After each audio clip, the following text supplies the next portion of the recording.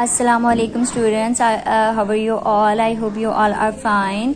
आज जो है हम न्यू नंबर सीखेंगे और वो नंबर कौन सा है? नंबर 16। ये कौन सा नंबर है? नंबर 16।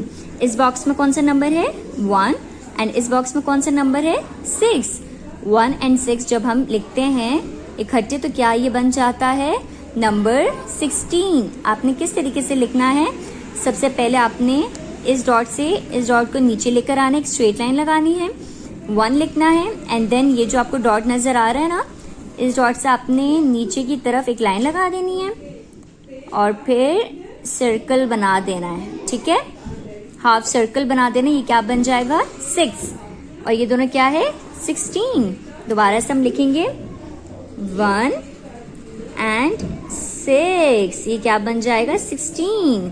Again 1 and 6। ये क्या बन जाएगा? 16। ये कौन सा नंबर है? नंबर 16। ये कौन सा नंबर है? नंबर 16।